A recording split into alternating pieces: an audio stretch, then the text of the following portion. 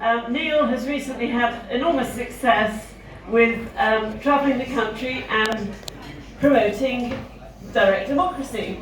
And he's met some fabulous, interesting people, and it's an idea that seems to be very, very enthusiastically received, because for so long we've been told there's no choice except for the current Victorian party system, and that's it.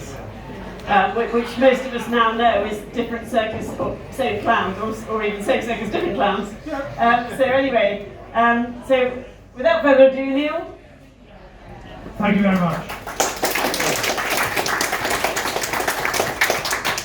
I'll try and get the microphone correct, because I've had problems with it at all. Let me know, can you hear me, which is the best angle and all the rest. Is that fine? Yeah. Good, right, thank you. First, I'd like to thank Gloria. It was a year ago, almost exactly, I first came here to talk. It was in May last year.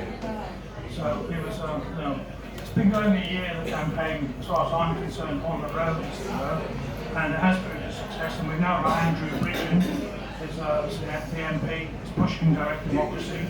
If you go onto his own website, you'll find he's got a page there called The Solution, and it's all about direct democracy. So he's understood the idea, and he's going for it, big style. And we're working on a good number of other groups, parties, not so much the parties, because obviously they don't like direct democracy. It takes away all of their real power, and then it's over to you lot and me. That's how it works. But I won't be talking about, first anyway. I will be talking about tonight the wisdom of crowds. This was a book I picked up, it came out in 2005. I don't know, has anyone ever heard of this book or this phrase? Yeah? It's got a very interesting name, James Surrowiecki, I think I'm saying it correctly.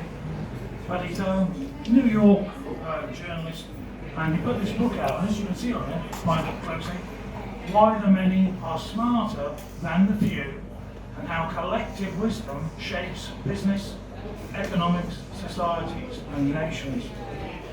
So, that's what I'll be talking about. Because obviously this ties in, please. Sorry? Can you speak up a bit? Yes, it's a bit Oh, is the microphone, is that any better? Microphone. Is that any better? Is that better? There we go, thank you very much. I did ask, come on. Right, thanks a lot, that's good, thank you. It's not the mic, it's just me. Right, we move on then swiftly. The wisdom of crowds then versus the scheming elite. That's what I will be discussing today, and as we know, a couple of them are here. Maybe not the wise ones, maybe they're the elite. So, I think, did everyone hear the news that Klaus has stood down today? Yeah, so he's gone. Who's taking over, do we think? Really? I think, he's got his 800 people working around the world for him now. Our Tony, he's the man. I reckon he'll be taking over personally. It's quite possible. I'll put money on that. I've got £1.50 in my pocket. So I'll put that in. Right. I'll be talking about bell curves, which is obviously something people use to insult people with bell curves, and you can't talk about them. But the reality is, of course, we're all on the spectrum somewhere, and so the bell curve lays out for us where we are on that spectrum. And we need to look at that scientifically, because I believe in the people. I don't go around worrying about this percentage or that percentage. It's about the whole. After all, are we British? It doesn't say, well, you're semi-British because, you're not as intelligent as some guy who's come out of Oxbridge and he's got a double first and he's got all the rest of it. It doesn't matter, right? We can all fight and die the same for this country. That's how it works. And that's how we got out, if you remember, in 1918, the working class, not a single one of them had the vote. 40% of them men had no vote, fighting throughout World War I. And none of the women. And then afterwards, thankfully, that changed, obviously. Then I'll be going on to Darwin's half-cousin. Very intelligent man, who believed he knew everything, obviously, and that he decided who should live and die. Next, do you want to be a millionaire? I'll be demonstrating through that programme my thesis. And then we go on to Google, which is the same. Uses very much what I'm talking about tonight. And then finally on to politics. I may not get invited back here after that, but that's another story.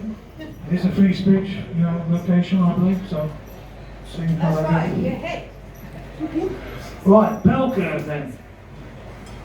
This is how it works in terms of intelligence. You get people who are, mentally inadequate, it says here, or severely challenged. The terms vary from decade to decade, really, don't they? We change as someone gets offended, and then we have to change it to another one that's slightly less clear, or whatever it is. But the reality is, people have difficulties sometimes. I'd say that's not a bad term, they have difficulties. And at the top end, you get the super bright, and they have difficulties too, don't they? Some of them are so far down the spectrum, the superb at mathematics, that sometimes they struggle with normal life, I met a guy, I used to taxi drive up in the Lake District, long back, well not that long back, anyway, a few years back, and one of the fares was a guy I picked up from Lancaster University. And I was talking to him about the professors. He said, well, MBA courses, all of the people there are practical people, generally pragmatic. They've been in business, and they're very straightforward. And I said, what about on the, when you get into the physics and the maths? It's a different story, very different story. Very complicated and difficult people often to deal with. Because, they are right down the end of the spectrum. When you start dealing at that level, you start getting into these kinds of issues, and they live in a slightly different world, and all they love is maths, and so these are the differences. But, as you see, 70% of us are in the middle there somewhere, but we're all British, or we're all part of the United Kingdom, should I say. Now, how does the system work? If you look here, you'll see they generally put most classroom instruction is in that block there, in that region. So a large percentage of people are not really being catered for all that well, by the education system. Be they the gifted at the one end and the less gifted at the other end. So we need to think about that, but they're all part of the team, aren't they? If we're all in this together, rather than separating us all out, we should be looking at this as, okay, this is what we've got to work with, we have to make the most of it. So, moving on, let's look at Darwin's half-cousin, Francis Galton. Does anybody recognise the name? He was Mr. Eugenics. This is the guy who set up the science of eugenics.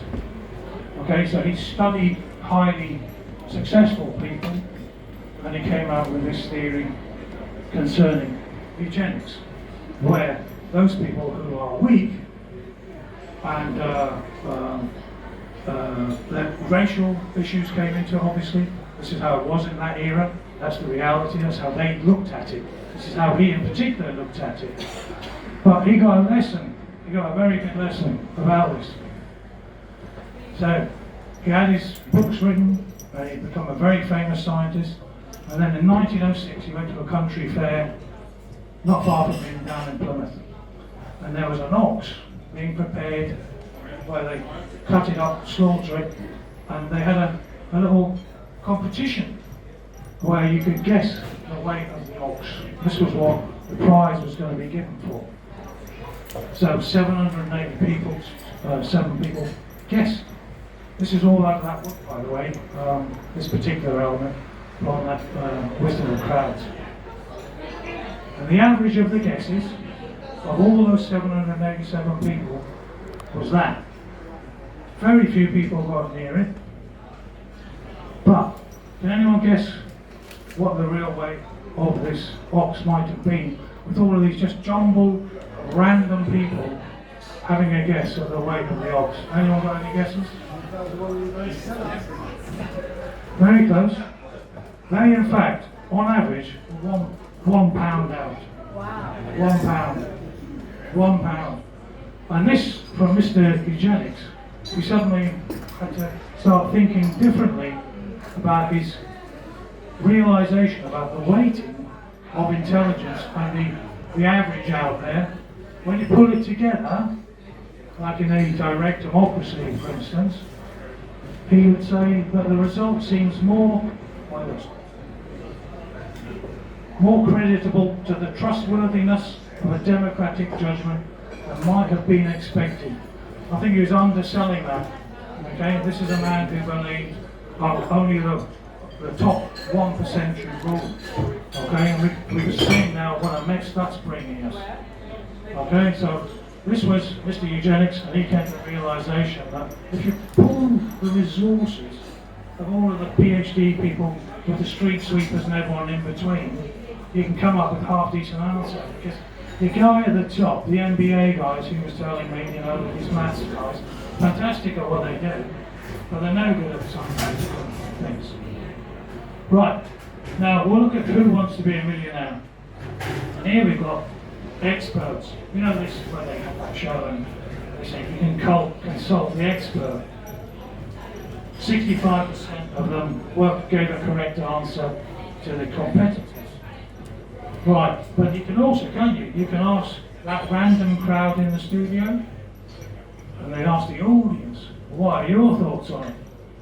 Do you think the random crowd was a higher average, correct, or lower? She's been primed. Yeah. Here we are, the random count, 91%. So it's considerably higher. And on this occasion, I obviously had this photograph I got from Google was just 97%. But the average was considerably higher. Again, it's about pooling your resources. You know, we're a country, we should be pooling our resources. When we go to war, we have to pool all our resources. They come from all of, you know, Oxford professors go off into, what's that place? I forgot, you know, where they do all of the analysis and the, you know, found out about Ultra and all the rest of it. So all of those guys go off and do that. And they're helping the war effort there. And there's other guys, also out of Oxbridge, the students, and they're on the front line fighting, you know, the infantry and the artillery. Right. Now, Google, set up in 1998. Within 2 years, I mean, if you remember Yahoo, you know, it was still around. In fact, I've got an email on it still. That's my backup. But set up in 1998 with Google. 2 years later, it's taken over the search engine business. As quick as that. But again, when you look, they produced an article in 1998, Larry Page and the other guy, Sergey Brin, I think. And between them, they came up and they explained how they had done this without giving all the game away. But it was basically page ranking algorithm. Okay, and it was uniquely democratic. These are their own words. Okay, so if you're looking for the wisdom of crowds, Google are doing this, and I think they're fairly successful at what they do. I don't like what they do, but they're fairly successful at what they're doing. Alright, so this is how they do it. It's very simple. Okay, Google interprets the link from page A to page B, and then they take that as a vote for page B. And the more votes you're getting like that, in other words, who's linking it, the more important your website is. And you've got the ranking for those who are going to get onto the first page, obviously. And then the more votes you get from those important pages, and this is where the algorithm presumably comes in and kicks in, that how do you weight those important pages? But obviously that's what they've done their work on. They've come up with a system that then gives you what they think are actually the most important pages, what ones you should link to first, and you'll get linked in that fashion. So now, I think it's probably more adverts, you know, in those first pages. I'm sure we've all seen that. But the original Google, if you remember back then, you know, it was different. It wasn't all the ad-driven ones first. Right, you probably can't read this too well, but now we move on to how this affects democracy, or the kind of history of democracy, how the crowds have slowly but surely managed to work their way onto the screen. Okay, we start with the king. One man, one vote. Yeah, that was it. One time, when he was born, basically, he was getting to tell us all what to do. We move through to 1265 and you get the first election. Okay, and a few people vote, tiny percentage. We move through to 1432 and you get what's known as the 40 shilling franchise. And this continues on right the way through for 400 years. And the serfs are busy doing the work that they're told to do. Not a single voice could be raised out in the fields without getting in trouble. And then 1867, more reforms, okay. No females still though, you'll notice that. And it's up to 60% of the males now. World War I, end of World War I, after a million men nearly died, they threw the vote to the rest of the men and some to the ladies. Simple as that. And then again, we slowly work through just bringing it down to the 18 and what we have today. So, the wisdom of the crowd slowly increasing. And what happened to the nation at that time? Did more people get educated? As you get towards the end here? Yeah. Did we get better off as a people? As more people got a say in things? I think we did. This is the point. This is a clear demonstration. If you looked at our economy and how it worked, and how our education system worked, you can follow it directly in terms of how the crowd gets more input. And the rich got richer as well, don't worry about that. They might have had a greater share in the past of a smaller amount. But again, it's about building a much larger economy and a much better country, and they then share a smaller proportion, but it's a much larger real amount. So what's wrong with that? Right, now, look in here. Crowds versus experts. We go back even further, we're looking at priests, rabbis and ulama. Okay, hundreds of years ago, they were allowed to burn you at the stake, yeah? You go down to Oxford, and you can see where Latimer and Ridley were burned at the stake, And they will light a fire. You may remember that saying. Now the rabbis then, the Talmud, even today, it's still there, Talmud hasn't changed obviously. Women, sacks of excrement. Okay? These are the terms that are used in this document from long ago. The ulama, yep, they still want to kill all apostates today. You leave Islam under Islamic law, Sharia, Hanafi, Maliki, Shafi'i, Hanbali, Jafari, doesn't matter, Sunni, Shia, they're after you. In this country as well. In fact, a good friend of mine was just interviewed last week or the week before by Fox Nation. They came over from the United States doing a program that will come out in December on Islam in Europe. And it'll come out, and this Nissar, my friend, was interviewed on that, and I expect it'll be appearing. A guy who was almost beaten to death outside his home in Bradford, and is now on Fox News explaining to the Americans, trying to give them a warning about listening to the experts, in Islam, for instance. And now what we've got? We've got politicians who talk about consent of the governed. It's a complete con. A complete con. Okay? Your consent is to once every 4 or 5 years is to hand over your sovereignty and your control to these parties. And who controls the parties? Who controls the politicians and their votes? Huh? You're going to get a whip telling you what to do. There was a very good clip out with Roy Stewart that I think I showed last time. Where he, as he said himself, I go in, I don't know what I'm voting on, we don't know. He can't read all the documents, and I vote. So where's the informed consent there? Huh? This is your representative. This is our representatives. This is how it actually works. Okay? That's why I think it's a gigantic con. Well, I don't think it is. I know it is. I'm sure you all do too. I'm just trying to explain, how we might improve on that. And it's through the wisdom of the crowd. Right, so that's representative democracy for you. That's how it works. You have your representative, he bowls up in Parliament, and then he does what he's told by the whip. Otherwise, he's not going to get that job, is he? He's not going to be a junior minister. He's not going to be the next, foreign secretary. You toe the line, or it's good night, Vienna. That's why Andrew Bridgen is out. He's a free speech guy who believes in talking about deaths. Oh gosh, and Pfizer. He had to go. He's out. But luckily for us, he can still get up in there and say his piece. okay? And he backs what we're doing, okay? I've been out leafleting with him.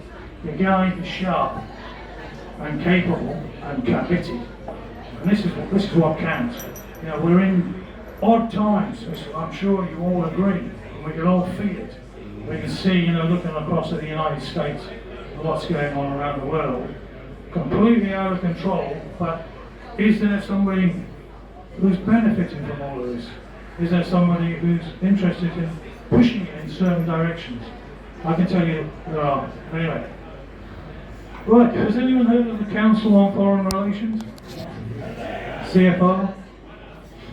Set up in 1921, after World War I, after the Americans had been over at the Paris peace conferences, and they'd met our people, who had explained to them about how the world works, and the handover was really prepared. The Americans were already on the road. They had what they called the open door policy, which was that any better? Okay. Which was allowing Americans in to sell you goods with a gunboat coming up behind if you didn't. Right, so that was the open door. We didn't dare shut it. That was the late 1800s. But we came up with this system and we said, well, you know, we'll have the Institute of International Affairs, which is now the Royal Institute, but they copied this idea from our people. And people you may know, Alan Dulles, used to be one of the heads of the CIA. He was one of the founders of the CFR. His brother, John Foster Dulles, who became the Secretary of State. He's the same, the pair of them. But I call it the coup of coups, this event, and it's the War and Peace Study. It's 1939 to 1945. Now, this is the elite working. Those guys are paid for on their State Department trip to go and explain to the State Department on behalf of Rockefeller, who is funding them to the tune of $10 million, to go in and explain to the State Department, this is what we want to do after the war. Okay, how we divvy up the spoils. Now, this was done 2 weeks after Poland was invaded. Not after Pearl Harbor, 2 weeks after Poland was invaded. They were in, they've got the plan in place, and the plan in place for the whole of the economic future for the world, as far as the Americans were concerned, and the extraction of all of the minerals and all the other goods and services was in place by 1941. Well in place. Okay, and it's called the Grand Area. That's what it was. And they had the resource takeover. And most recent one of this was the push for regime change. You may remember seeing some of the government ministers saying that about Russia.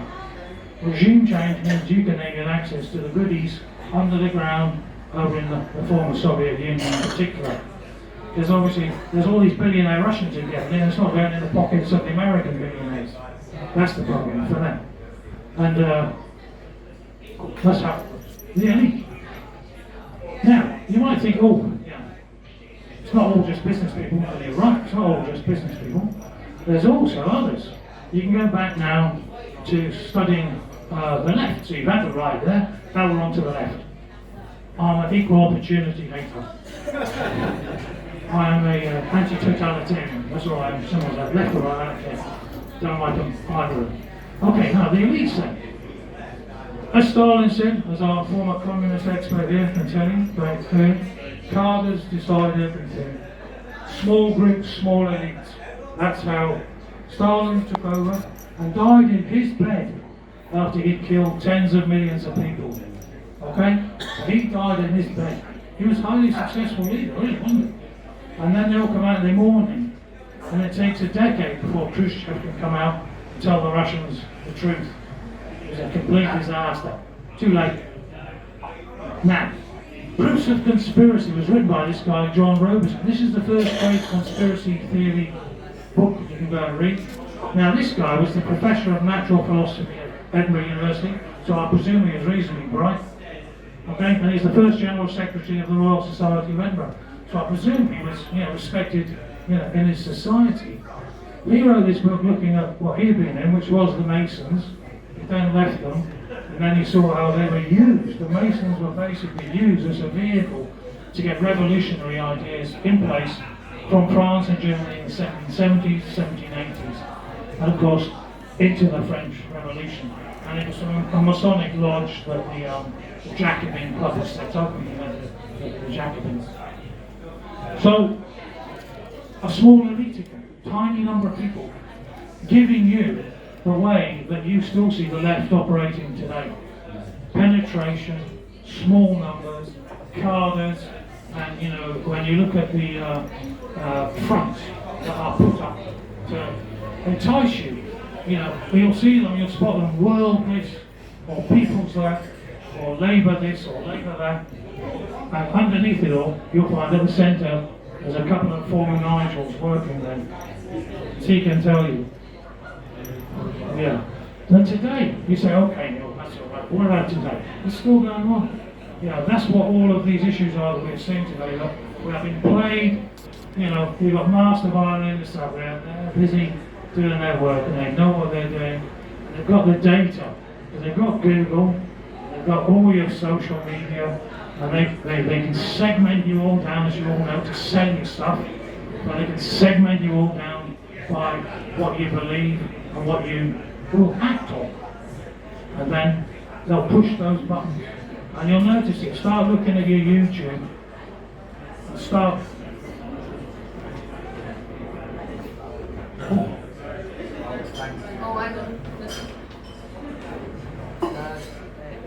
Just need to wiggle in the right place.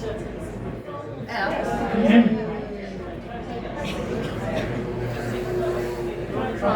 Right. Clear? Can you hear me? Okay. Thanks very much. Yeah, so you've got the Chinese today, the Communist Party. Don't forget, it's a fifth of the planet. Okay? And how much of the world economy is now centered around China? Okay? They've had Sun Tzu, one of the great strategists. Everything's about strategy, everything's about tactics, and we're all being played all of the time. We've been played forever, hence why we've got political parties which are still playing us today. However, we've got foreign agencies against us as well as internal, external and internal. This book, Unrestricted Warfare, was written after the Americans had performed very well in open combat in Iraq. Easy war. They've got the big kit and the others don't, so they can win. So the Chinese go, well, how do we win otherwise? You know, and they've already been penetrating. The Maoists have had real effect in America already at the university level. I was watching Neil Ferguson today, the historian, worked in Harvard. He said it's completely collapsed, tragically, but you know, in terms of its standing, because they've all gone woke. The lecturers are terrible, the students are terrible, and the whole place is in dire straits. They set up a new university in America, actually. They've got about 200 million they've raised to set up a different.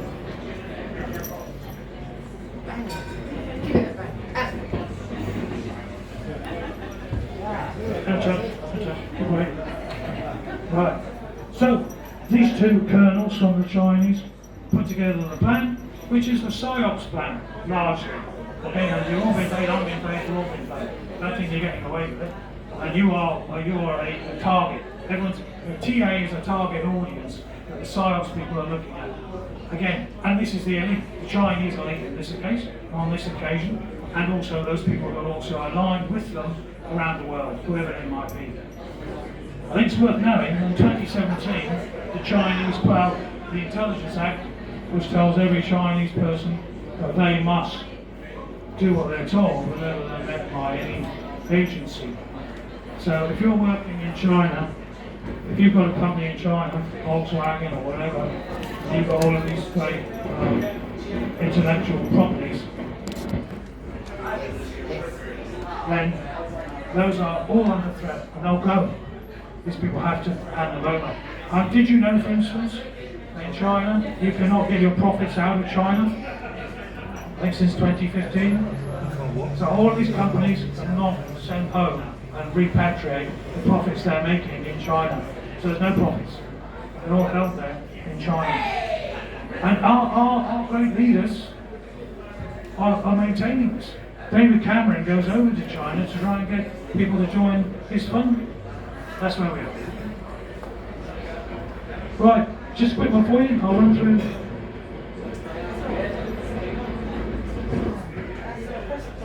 That's it. Right, the Pew Research Centre back in 1998. Right, can you hear me? Stay. Yeah. Nigel's very static. Yeah. Has anyone got what they call them, a metal hip or something? Right, yeah, it's Charlie. Yeah, exactly. This is right. Gotta watch him. I hope you're all conspiracy theorists like me. Right, Pew Research Centre then. Okay, 1998, they asked the Americans, or asked the officials in America, do you think the Americans know enough about issues to form wise opinions about what should be done? Now, Congress members who are closest to the people, of course, because they're working with the electors, 47% said no, they did not. The presidential appointees get even more arrogant, and we're into over 3/4, 77. And then we move to the civil servants, the most arrogant of the long-term employees. 81% said no, they're all too dumb to have anything to do with this. Okay? Let's see how that works out. Okay? Now we've got Samuel Alito, who was a Supreme Court Justice. You can read what he had to say. The vast majority of federal law is made in a way that is never mentioned in the Constitution. Let that sink in. The vast majority of their laws, not by the lawmakers, not by the elected officials, they are written entirely by those civil servants that we were just talking about, have no respect for the voters. But they respect themselves, of course. Yeah. Okay? It is promulgated by unelected executives, the executive branch officials, in the form of federal regulations. The result has been a massive shift of lawmaking from the elected representatives who are supposed to make this stuff under the Constitution of the people to unelected bureaucrats.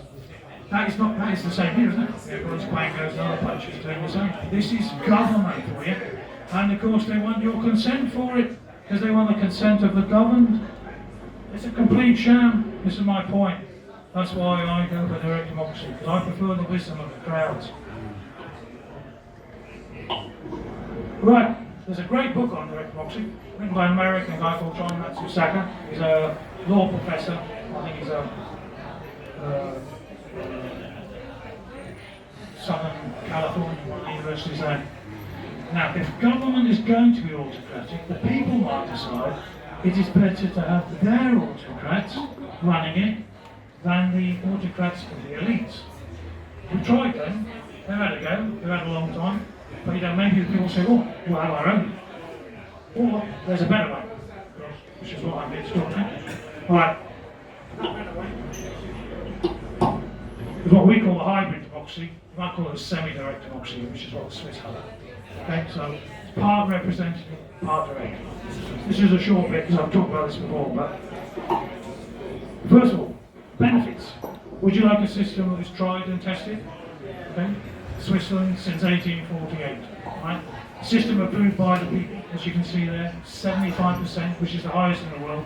Approval by the people, by the electors, the voters in Switzerland. And there have been, like I said, 176 years of trial in this system. And we've got 42%, or we did have, I'm sure it's lower now since COVID, but 42% is the world average. Right, control the politicians and the policies, would you like that? Where you actually have the final say, where you really are sovereign. Right, very low crime rate. They're down there with Japan on the murder rate. Very low, okay? Great schooling, would you like that? Better than we've got now, where they're actually being taught, what will benefit them in the long run. And you won't all have to do school to 18 if you wanted to go and do some vocational stuff when you're 15 or 16. Not everyone likes maths. We've seen the bell curve. Let's give those guys and girls a better chance in life by doing something that's more suited to them, that they would like to do, but are not allowed to do. Thank you, Tony, again, our next WF leader. I'll put money on it, 50%. Right. We'd like to be competitive in world markets. I mean, half the world's watches are made in Switzerland. Half. Okay? They have very good schooling, because their schooling is based around excellent vocational, so that they have superb apprenticeship schemes, and that's why they've got all the people they've got who are doing so well in business the other day. And the average salaries are twice ours. Yeah, I'll hear people say, oh yeah, but you know, it's expensive. Yeah, it is expensive there. But they have no taxes as well. So they have discretionary spending like nothing we've ever had. Never had it. I don't think this is all because of Nazi banking. They were like this before World War I. 1913 they were ahead of us already. And we were the empire, you know? And these people, these stupid peasants up in the hills in Switzerland, have come up with a better system than our public school educated boys have, haven't they? Was it 40% of our prime ministers come out of England? Right, and they got under half our debt level, and that of course is what kills you. When you get to 100% level, how do you afford the payments? You have huge chunks of our taxes going on that, and America, I think it's a third almost now of their funds are going on that. What's this system called? What's the Swiss system called? The Swiss call their system semi-direct democracy. But it's a hybrid basically. A bit of representative, a bit of but the people, the MPs are under control, they only work 12 weeks in a year. 4 3-week stints, that's all they have to do. And then you get paid a daily rate. So you save on that end, but you really save because you don't build up these huge debts. Because the people decide where your taxes are going. See, look, as I say, we're living in the matrix, we want to harness the crowd. It's all media and education creating mirage, that's all we're living in. The Rockefellers set up the general education group in America, and the Carnegie set up the other one, and they just basically use their private ideas to get the public school system set up for their benefit. For their benefit, that's how it's done. And of course then you have the left trying to do the opposite, to destroy it, so it'll be done for their indoctrination benefit. So this is where you've got one side you've got left in this, and one side you've got right in that. So you're not getting that steady, just slight tap of the tiller, but you're still generally moving forward. You go right over here, right, I go there, and then try and get back to it again. And don't forget the Dunning-Kruger effect, which is where someone who's quite bright and is an expert in one field suddenly thinks he can run the whole country really well and do everything. You know. So there are literally a couple of thousand PhD different subjects you can do in this country. So if you've got a PhD, very nice, but you know, you're not covering the whole field. That's why it's better to have that wisdom of crowds. Okay? So how are we going to do it? You're going to get voting. It's got to be informed consent, you know, like medical. And the Swiss do this. They have 4 referendums a year. They're 4 times a year they vote on a number of referendums. And they get a small brochure every time explaining what the votes are and the different sides and different views that are put forward by different people from the different parties. So it's not parties, so you get the left, you get the green, you get the right, you get that mixture of views put to you and links to go and check out other stuff if you want to dig into it further. So you're getting an educated and electorate in terms of educated on that particular issue. Okay, free speech, absolutely necessary for us to survive. So democracy, obviously, hence this type of event. My hero on this is Popper, great philosopher, Karl Popper. Conjectures and Refutations is his kind of final work. I can highly recommend it. I couldn't understand about half of it, but the other bit was good, so I can recommend it. Okay, and he's the man who tells us about falsifiability in science. You know, everything is temporary. Okay, great ideas. Newton was great, but then along comes quantum physics. Okay, so everything can be. We should look on every good idea will eventually be topped by another better idea by some guy 100 years, 200 years down the pipe. So we should not be so certain about our thinking. Everything is falsifiable. Okay, and he also said never tolerate the intolerant. Okay, that's why you have that free speech. If you don't allow me to talk about Sharia law, then you know you can't learn about it, can you? Okay, you can't understand how it operates. But there's people out there who do. That it's a genocide law code in which it says, kill my mate Nisar in Bradford. Okay, because the law codes tell them that, and The law codes are run by the ulama, are the lawyers, the jurists in Islam. And those guys are the guides and the guardians, because the Quran has told them they are to listen to the ulama, the ones with knowledge, and Muhammad told them the same. So these are the belief systems that are not challenged, you know, because you're not allowed to talk about it, you'll be in deep trouble. So these are the kinds of issues we've got to understand. The main thing to remember is there's only one quality that anybody requires, and it's much more valuable than intelligence, and that's courage. Don't have courage, you don't guarantee anything. Everything is malleable, then. And if you've got nothing that you're willing to stand up, put your life on the line for, you've got a problem. You've got a problem. But you've also, of course, got to listen to the other side.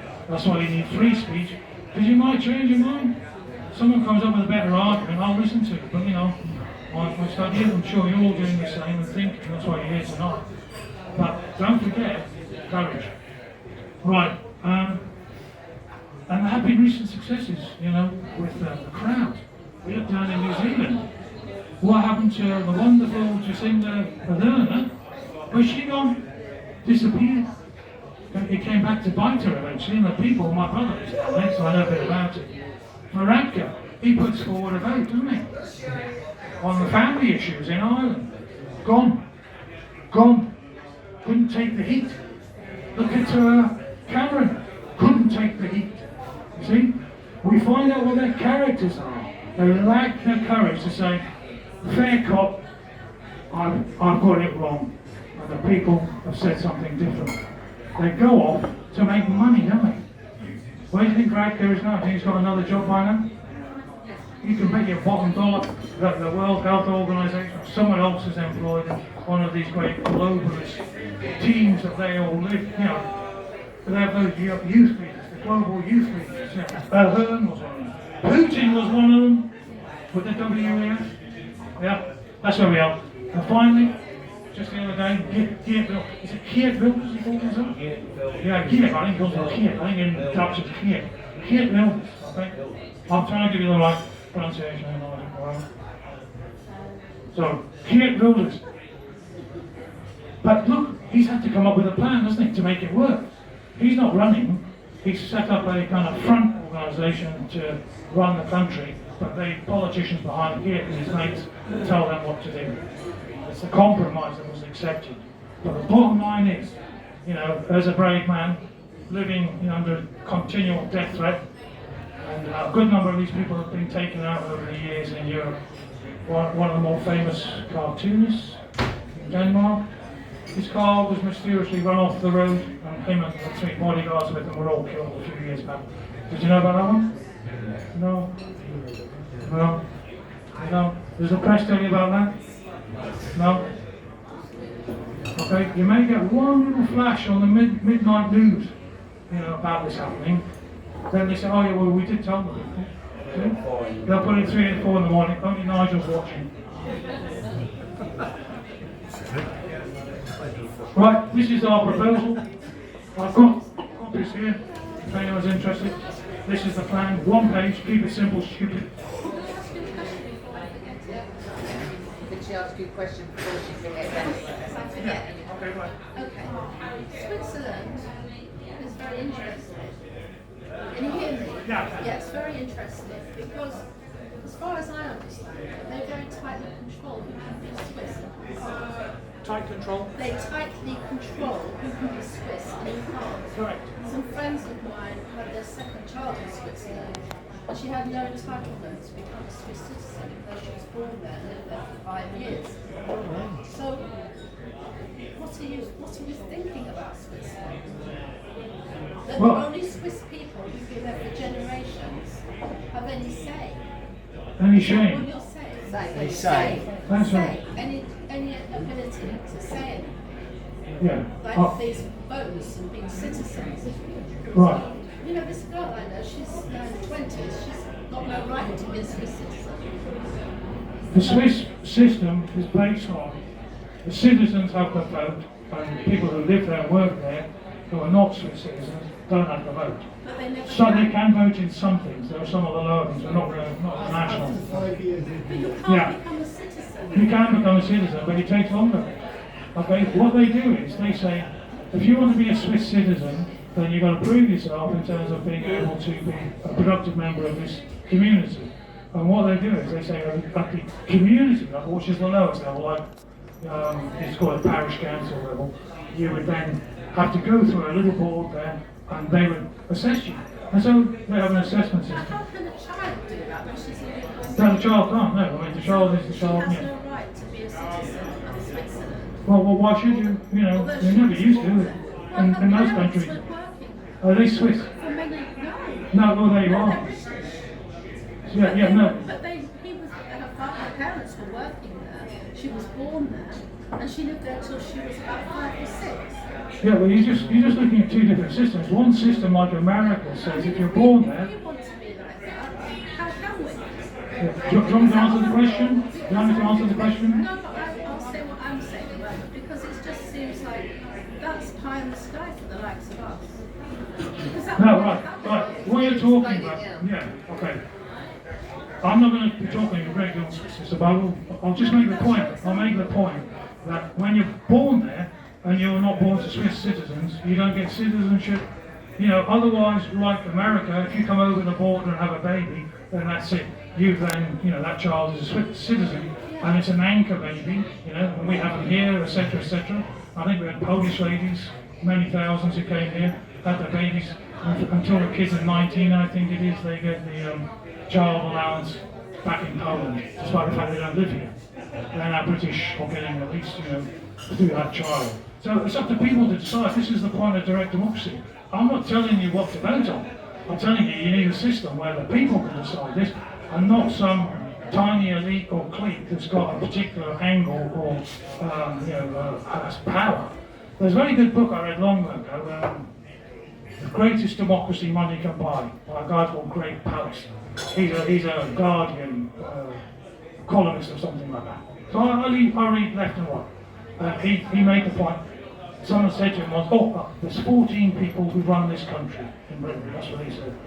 He said, I'm going to introduce you to one of them. I don't know who the character was, but the point is, he was making the point. That's how the country's run. You've got 14 people. So do you want 50 odd million voters to run it? And make a decision about citizenship or child having citizenship, etc.? Or do you want these 14 people? Yeah, that's no larger than the jury. Right, so the proposed direct democracy processes are here.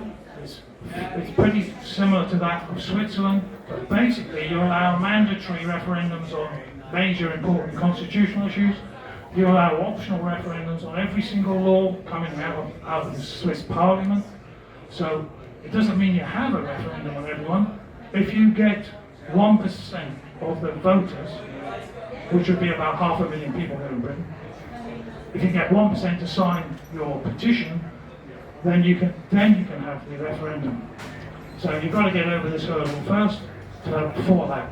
Or you can have an initiative where you could write a proposal saying, I think every single child born in this country should get citizenship, for instance, and then you put it to the people, okay? But you'd have to put that proposal to the people first, where you have to get 2% of the voters to sign your petition, because it's an initiative on one individual citizen's part, not come out of Parliament where it's being discussed. So with 2% of the population signing up for your idea, you will then have another referendum, and they're all first past the post. You keep it simple, stupid, but everybody knows.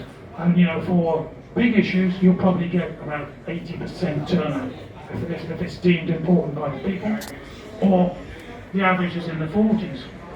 It's not that high. But, you know, the bottom line is whoever wins.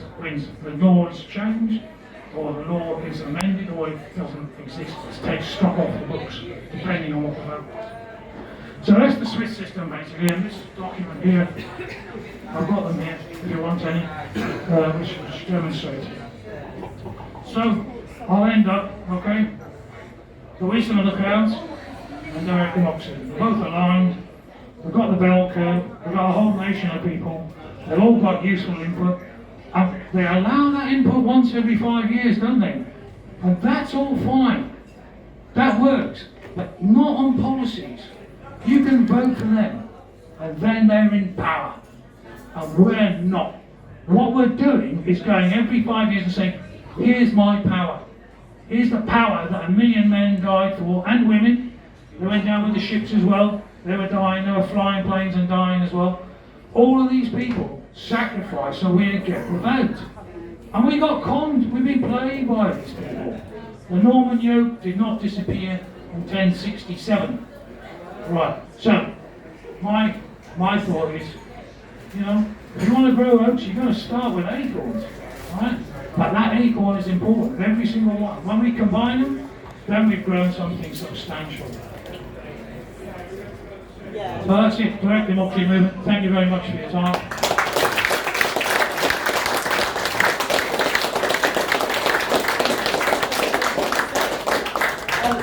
Thank you so much, Neil. By the way, Neil has written a fantastic book about direct democracy, One Vote Away, and I'm sure he'll sign it for you if you come and talk to him in the break. It's only 4. Oh, he's only got 4, so yeah, best come, best served. But anyway, are you all feeling very wise as a crowd now, after listening to Neil? Yes, you're all convinced you're extremely wise, and much wiser than, well, we're all much wiser now, rulers, let's face it. Okay, there's a couple of questions. David? What was that observation by John guy? Was that ever verified by other? Okay, so David's asking whether guessing the weight of the ox was ever verified as a theory by anyone else. Well, actually, he took all the votes off the people who had organised the event, and he totted them up, and there were actually 800, but 13 were illegible. So that sorted out the bottom 1% for us, and then, you know, you were then left with the rest of the bell curve. So yeah, it was just him, he made this wrote the paper about Nobody it. else has actually done that study. There's loads of studies from the 20s through till today. There were lots of these public, the American universities, British universities, but during the 20s to the 50s, there were a lot of similar things in classrooms, and they asked all of these types of questions. And it was always the case that, you know, the mean and the average, when you put the group together, came up with a better answer. You know, 99% of the time, you'll get maybe one person, but then that same person, if you had to test 10 times, it would not be that same person getting it right. Someone would be closer to the real answer, you know, several times, once or twice, but not all of the time. But the average was always a lot better than any individual on average. So the theory has been validated? Oh, many times, yeah. If you get the book, you can read about it. There are many descriptions of it. Can we take a quick one? I know there's people waiting for a drink, but Keith, do you want to give a quick I think question? there were two things that you completely missed. One is the power of the corporations, which I'm sure is also very powerful in Switzerland, and one is the power of the media. Media. The media. Corporations and media. So, for example, if you look at all the media, I think I addressed both of those actually. I mentioned Rockefeller, okay, A bit. the coup of coups, and the media. I mentioned the education and the media. I did actually mention them both. So it's a lot of stuff going on there, I know, but I did mention them. but I think they've become more powerful They now have. than they were say in the Correct. You are, 1940s. that is correct. That's right. Gentleman in the Sorry. red shirt next to you. Hello. Not so much a question, but a slightly tedious observation that I just wanted to point out. Spelling error? Sorry? Spelling error? No. The country of Switzerland is clearly very accustomed to referenda in general. I'm always staggered at how people still moan about the result of the last referendum that we had here. Still, frequently. And I just wondered if I've been to Switzerland and talked to people a bit about this, but I was a bit pissed, so I can't really remember. But generally speaking, they seem to just accept that referenda was a big part of their existence. But then I was really surprised that you said only about 40% turnout. Is that right? Yeah, on average they don't turn out too often, but when Yeah. there's something that they think is important, they'll get very high. Okay, so have you got any experience of, do they like a good moan that doesn't go their way as well? Yeah, basically, I think is my question. Yeah, no, I take your point, you know, we're not used to them, Yeah. and obviously they don't want us to get used to them either. And so once it becomes a normal part of your activity, and you get these things dropping through your door every few months, you nip down, or you send your postal votes. You know, a lot of it's done by postal vote. They've got their postal system they obviously trust, unlike ours. You know? And the Swiss voters know they keep tight control on Swiss citizenship. As I've said, so if you want to get yourself that magical passport, then you've got to toe the line. So yeah, you're right that there are issues, but they're quite used to it, and they weren't used to it in 1848. Yeah, no one was. yeah, you know what I mean? So we can use it. Thank you very much, Neil. I'm going to let everyone have a 20-minute break now until, if we can give them back at 8:55, that would be great. Thank you very much, Neil Petrie.